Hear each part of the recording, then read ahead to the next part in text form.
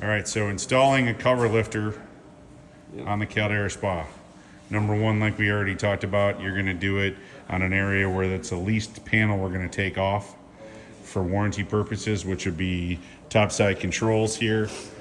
You know, we're going to go into this panel the most because this is where your heater, your pump, your motor, your Bluetooth, as we saw in the other one. Yep. So as you're looking to install, you'll have the bracket and all the pieces. Yep. So what are you feeling for first on, what do you put together first on the cover lifter as you're installing it, Nate? So first, you want to look at the cover, the tag right here. That's how you know this is the equipment side part of the cover. So that goes to the equipment side. Because this side, it doesn't have the metal plates in the cover.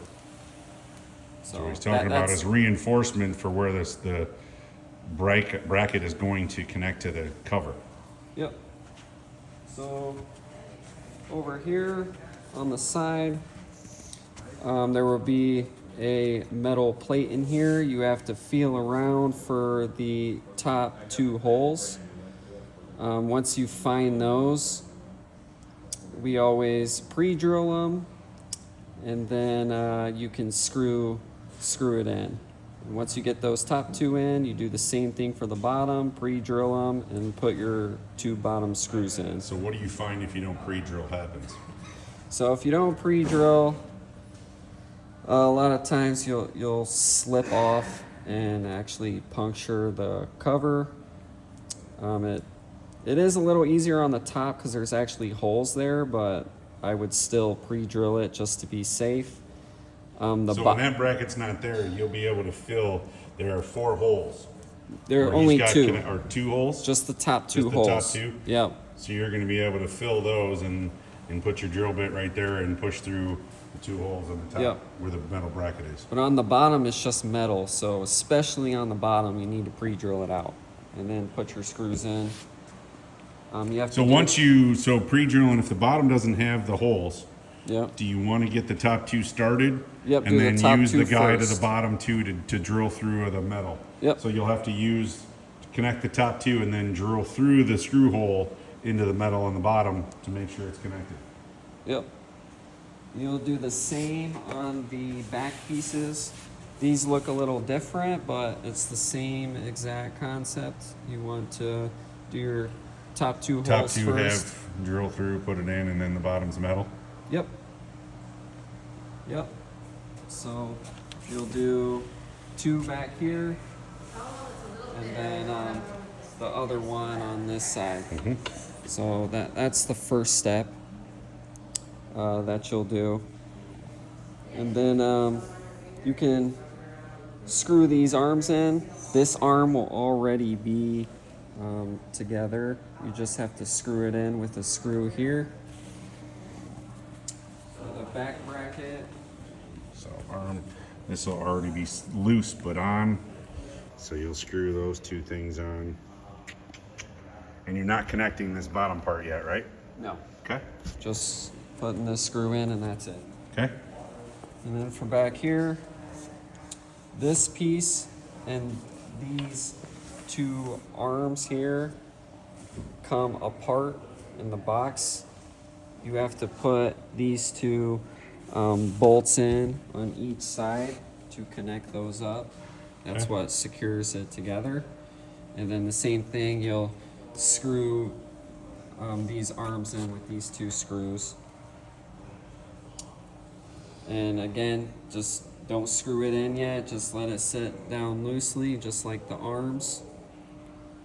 Once you have all those in, the next step is just to make sure the cover is centered, even on all sides. Just make sure no one's leaning up against it or anything, because if it shifts it a little off, then it's going to be off. The cover lifter won't work right No, once it's it's fully gonna- connected. There's 3 inches over here. Yeah, it's not Right. going to look good.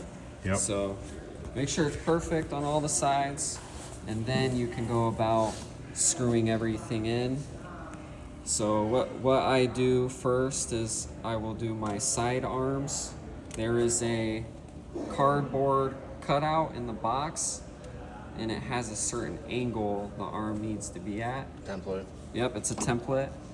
So you just, Our Coverlifter 2s, 3s, the same Yep. angle, everything's the same template. well, there it's a different angle, but it's the same template. Okay. Yep. So yeah, you would have the template up against this arm, and you're just moving it until the bottom of the template is flat with the ground. And then that's how you know you have the arm at the right angle. Then again, you're just pre-drilling these 4 holes, and then drilling the 4 screws in. Okay. You do the same on the other side. Yep. And then you do the back portion here. Are you pre-drilling those? Yeah, what I like to do is I'll pre-drill the top and the bottom hole, and I'll put those in, and then everything else will be good to go. Then you can pre-drill and screw in the rest. You do both sides, and then the last step would be putting your shocks on. Yeah. The shocks are separate. This has got 1 shock because it's Yeah. a Coverlifter 2. The Coverlifter 3 would have 2 shocks. And basically it just snaps on to the top and the bottom. Yeah, you put the bottom on first, and then you put your weight on the top, push it down, and snap it in. And with 2 hydraulics, it just makes it lift off the backside of the tub easier. Yep. Does the template go to the bottom, like on the ground, or does